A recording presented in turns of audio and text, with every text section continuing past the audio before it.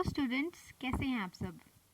तो आज हमारी ये topic based video first video होने वाली है। टॉपिक बेस्ड तो इसके अंदर हम डिस्कस करेंगे बहुत सारी चीज़ें एक साथ, लेकिन ये वीडियो जो है वो 10 पॉइंट्स में होने वाला है। सिर्फ 10 पॉइंट्स में आपको सारी चीज़ें मैं समझा दूंगी, समझाने की कोशिश करूंगी। So let's start. तो आज का टॉपिक है हमारा Russia and Ukraine mediation by India, यानी कि भारत जो है वो रशिया और यूक्रेन के वॉर में मीडिएशन करेगा या फिर कर सकता है। ये देखिए हमारे प्राइम मिनिस्टर दोनों रिप्रेजेंटेटिव्स के साथ। तो ये देखिए, ये हमारा इसमें सबसे फर्स्ट पॉइंट है कि ये आइडिया कहाँ से आया। ए recent report in a prominent American daily, यानी कि एक अमेरिकन रिपोर्ट है जिसके अकॉर्डिंग ये पॉसिबिलिटी है कि इंडिया जो है वो काफ़ी बड़ा रोल प्ले कर सकता है रशिया और यूक्रेन के बीच में, जो उनके बीच में वॉर चल रहा है उसको रोकने के लिए। तो ये रिपोर्ट जो है वो आई है इस बेसिस पे कि भारत के जो एक्सटर्नल अफेयर मिनिस्टर हैं एस जयशंकर, वो मॉस्को जाएंगे 7 और 8 नवंबर को, जिसकी पॉसिबिलिटी ये है कि शायद इन दोनों के बीच में भारत मीडिएशन करेगा। तो इसका फर्स्ट पॉइंट तो हो गया ये कि रिपोर्ट है एक, जिसके बेसिस पे हम ऐसा बोल सकते हैं। सेकंड है हमारा कि इंडिया ऐसा करेगा कैसे। तो फरवरी में जो रशिया ने इन्वेजन शुरू किया था यूक्रेन के ऊपर, उसके बाद से इंडिया की पोजीशन क्या रही है, उसके बेसिस पे करेगा इंडिया इनके बीच में मीडिएशन या फिर कोई और बेसिस होगा। तो भारत की जो रहा तो ऐसा है कि भारत ने जो है रशिया के जो इन्वेजन किया उन्होंने यूक्रेन पे, उसकी निंदा तो की, लेकिन उन्होंने उनके खिलाफ कोई वोट नहीं डाला। तो जो कि हुआ था यूएन के अंदर रेजोल्यूशन में, इंडिया ने अपना वोट नहीं डाला था, बल्कि इंडिया ने वोट डालने से मना कर दिया था। तो ऐसा अब बोला जा रहा है कि जो G20 प्रेसिडेंसी भारत के पास आने वाली है, उसके कंटेक्स्ट में जो मोदी जी हैं उन्होंने दिया है अपना एक स्टेटमेंट। उसके अकॉर्डिंग उन्होंने कहा है अपनी स्पीच में कि आप इमेजिन कर सकते हैं, you can imagine what a big opportunity has come from the country in the Amrit Kaal of independence, यानी कि भारत का जो अमृत काल है उसके अंदर हमें क्या अपॉर्चुनिटी मिल सकती है।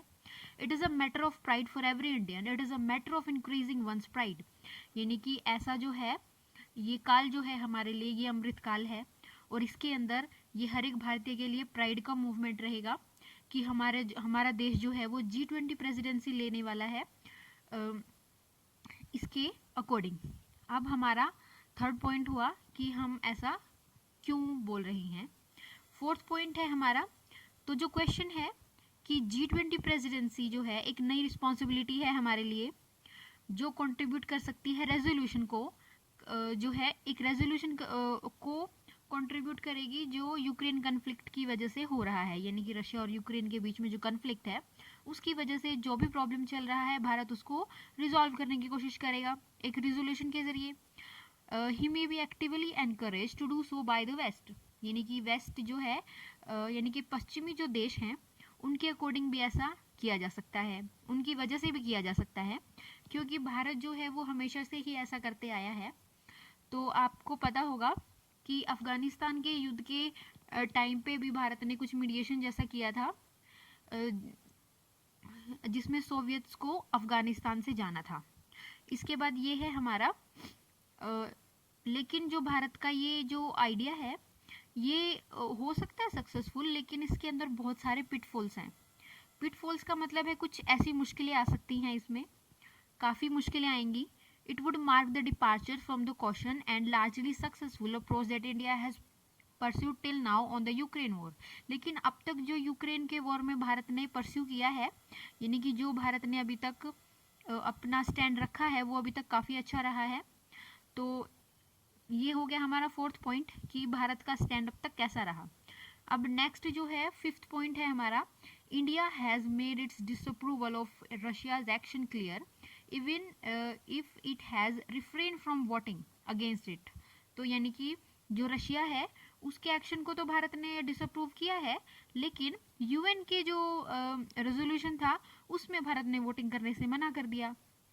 तो ये जो है एक तरीके से इस रेजोल्यूशन के बीच में काम करेगा कि हमें जो है किस प्रकार की इंफॉर्मेशन वहाँ से मिली है कि भारत जो है इनके बीच में कैसे रेजोल्यूशन करा सकता है। अब जो है इसके बाद है 6th पॉइंट हमारा, India has advocated a return to diplomacy and dialogue, कि जो भारत है उसने हमेशा से ही वो एडवोकेट करता रहा है कि हमें जो है डिप्लोमेसी और डायलॉग के जरिए ही सारी चीज़ों को सुलझाना चाहिए, जिसकी वजह से ही हम चाइना और पाकिस्तान के साथ कोई वॉर नहीं करते। तो हमारी जो शुरू से ही ये स्ट्रेटजी रही है, India has intervene in specific cases with Russia and such as prevented from endangering the Zaporizhzhia nuclear plant in Ukraine or to allow the export of Ukraine food grains।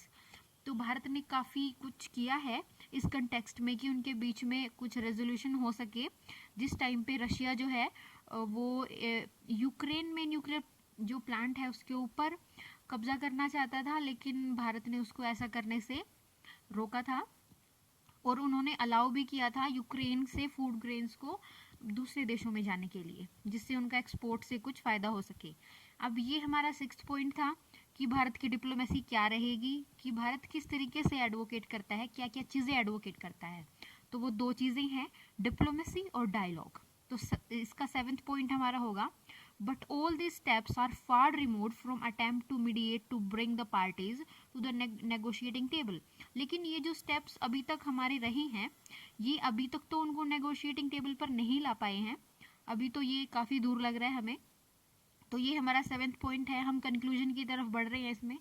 हमारा 8th पॉइंट होगा कि India जो है वो it is certainly appropriate for India two point two the great and growing global difficulties because of Russian action, mister Jaishankar was correct.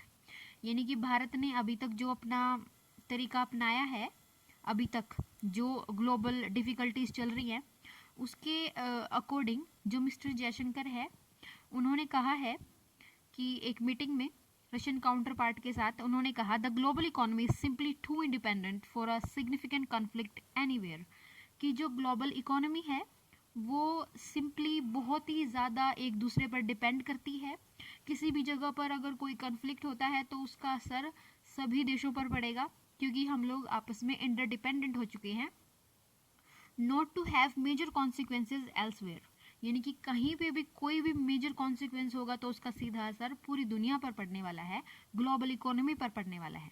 We are seeing growing concern on energy and food security, तो हम लोग जो है already देख रहे हैं ये problem food security के मामले में एक तो, और एक एनर्जी के मामले में, जो कि यूरोप में काफ़ी एनर्जी क्राइसिस चल रहा है। और ये दो चीज़ें हम कोविड के टाइम से ही देख रहे हैं। The global south specially is feeling the pain acutely, लेकिन जो ग्लोबल साउथ है वो वाला, यानी कि ग्लोबल साउथ जिसके अंदर south east, south Asia, central south, ये सारी कंट्रीज़ या फिर ये सारे रीजन्स आते हैं, तो ये जो पेन है ऑलरेडी हम लोग झेल रहे हैं इस चीज़ को, लेकिन अगर युद्ध और आगे बढ़ता जाएगा तो प्रॉब्लम्स और ज़्यादा बढ़ जाएंगी। तो ये स्टैंड है हमारे इंडिया का। तो जो इसका 9th पार्ट है, 9th पॉइंट है, it would also be correct for India to keep emphasising that the way out is through dialogue and diplomacy. Bharat के लिए बिल्कुल सही है कि हम एम्फेसाइज करते रहें डायलॉग और डिप्लोमेसी में। It would however be counter productive to go beyond such exhaustion, लेकिन इससे आगे जाना हमारे लिए थोड़ा मुश्किल हो सकता है। तो ये हो गया हमारा 9th पॉइंट हो गया हमारा। तो हमारा 10th पॉइंट है, this is not only because mediation efforts if undertaken में फेल, क्योंकि ऐसा सिर्फ इसलिए नहीं कहा जाता क्योंकि जो मीडिएशन के कई बार एफर्ट्स किए जाते हैं वो फेल हो जाए तो इसके भी काफ़ी बुरे परिणाम हो सकते हैं, but also because they would expose the true extent of India's global influence and limitations of personal chemistry between the leaders in influencing events। तो यानी कि अगर भारत ऐसा करने में फेल हो जाता है तो क्या होगा, तो ये हमारा 10th पॉइंट रहेगा कि भारत जो है अगर ऐसा करने में फेल हो जाता है तो भारत को भी ये चीज़, उसकी जो छवि है वो ख़राब हो सकती है बाकी देशों के सामने। तो ये था हमारा रशिया यूक्रेन का जो एक टॉपिक था। ये हमारा टॉपिक बेस्ड वीडियो में सबसे फर्स्ट वीडियो होगा। तो मैंने आपको 10 पॉइंट बताए इसके बारे में। तो आप इसको जो है वीडियो को पॉज करके इसमें अपने नोट्स वगैरह बना सकते हैं इफ़ यू वांट। तो इस तरीके से हम जो है हर रोज़ एक वीडियो लाने की कोशिश करूँगी मैं। तो प्लीज़ सपोर्ट। Thank you.